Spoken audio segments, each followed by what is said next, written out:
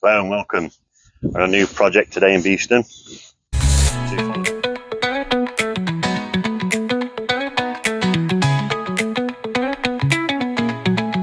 So you follow me down here. Obviously they've got a pressure front and everything, so obviously we want to protect that. I've got a digger and dumper coming up and down here all the time. So put some boards down to protect that. We don't want any damages to any of the customer's property.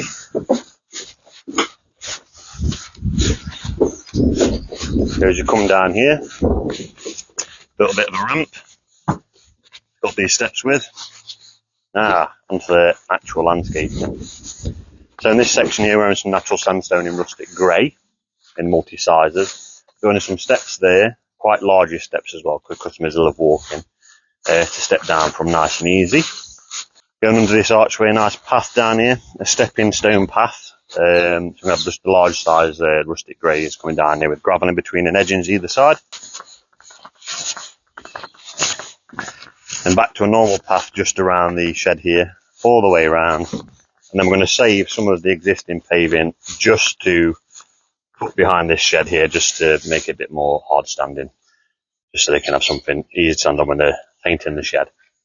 So keep up to date with what's going on.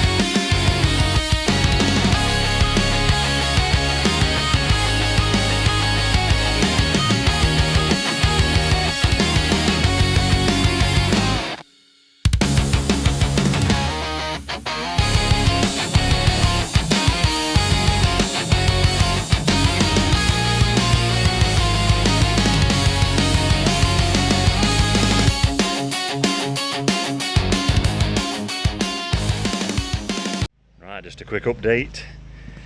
This customer decided to extend this now all the way across. Originally I was going to use a old circle kit they had, didn't want that. Now we're going to extend that paving all the way across there.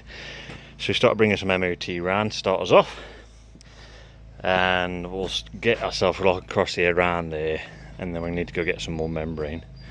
But we've dug off all that area up to there, and we've started taking some of these slabs up here, but the skip's full. We can't get a grab here, no drive. We also got tight space for access, so we managed to get all the stone delivered and the paving, but there's literally no more room around the front. So we're going to bring this round, give that a compact, and then we'll have to nip off and get some more membrane and wait for the skip to be exchanged tomorrow. So it's going to be a slow process, this one, but we shall carry on.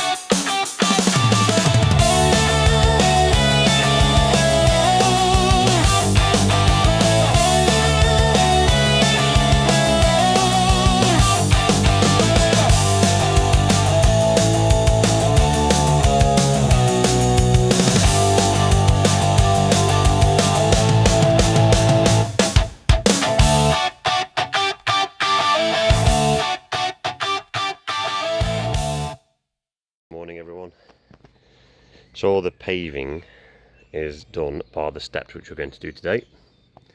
Got all this in, got all that around there. Take you for a walk up the stepping stone. So I've got to put some just sandstone slabs, but use them as edgings along here just to contain the gravel.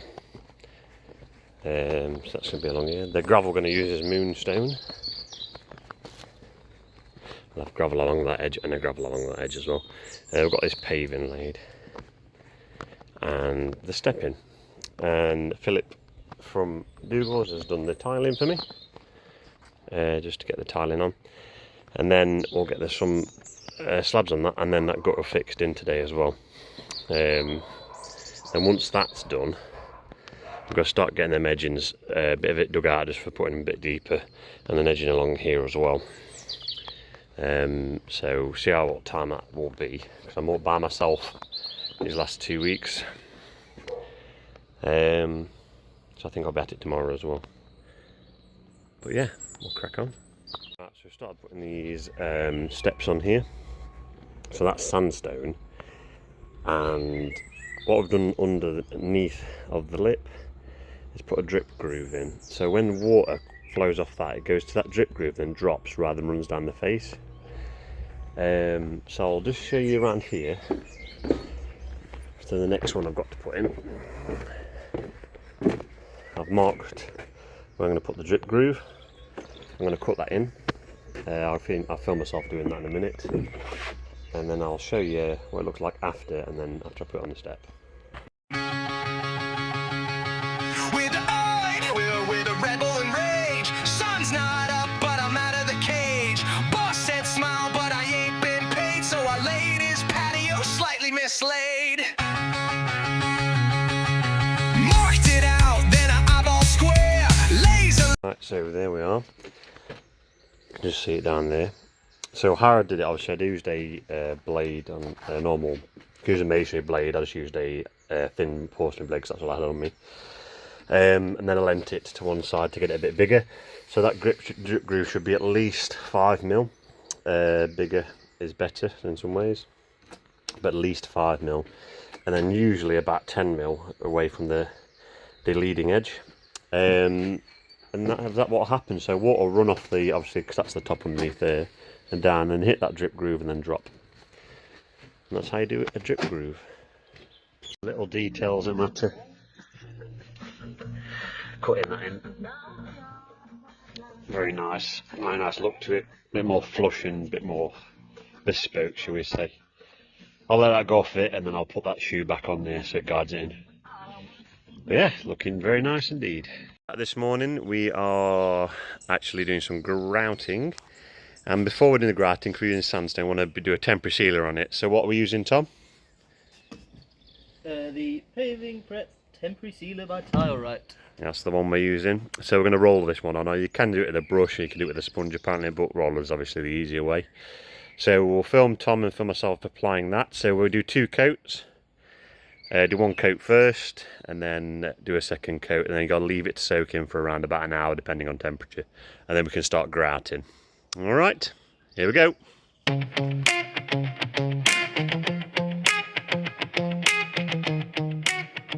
Right, what you want to do is when you're doing these, you want to avoid trying to get any in the joint. So just use your roller to work along the edges, like that. Work your way over, but avoid pushing any into the joints.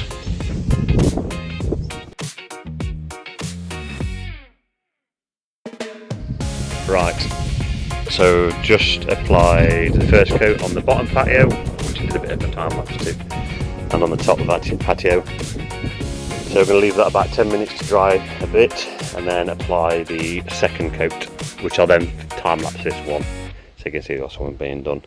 And then we'll have to wait. So the grout that we're using on this one is Jointit's Dynamic in the buff.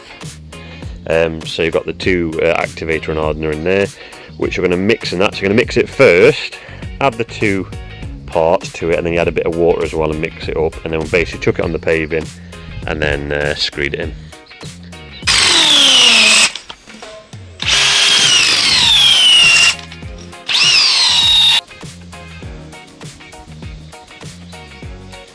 sure all of it's out, and then I'll go and fill them with water while you mix it.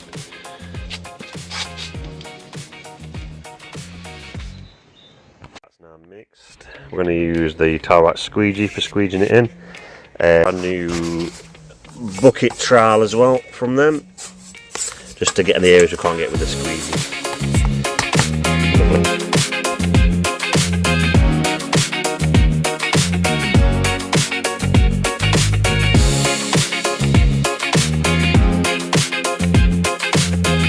Remember, before applying this, just get a bit of a mist coat on the paving.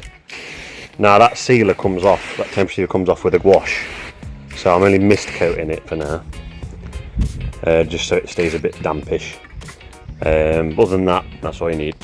Right, so for your steps when you're grinding it with this type of product, obviously you don't want it flowing out at the ends for the overhang, so all we do, so I'll try and get out of the way of the sun, is we'll use multi-surface masking tape and just mask off the edges. So we'll let the grat go off a little bit, and then we'll trial it in, and then at least it won't fly off and then take the tape off tomorrow.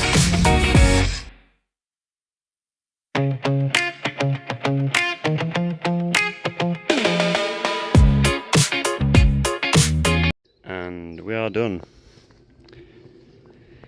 We've got the grat in, and we've got just a bit of a clean off. And it's looking really nice. I wonder if natural stone's making a comeback. Lovely path down here with moonstone gravel in it, and then a small patio at the bottom where it's a bit more shaded. I can tell you now, while I've been working here, that top patio has been hot. Sun just hits it just right, and it reflects off the windows, and you're baking all day. It's already, I've just wet it a minute ago to clean the last bits of stuff off, and it's already drying. Look, it dries pretty quick. The product is Bradstone's Rustic Grey Sandstone, and the jointing compound is Joint It in Buff, I think, which is called, I think it's still called Buff. They haven't changed the name of that one yet.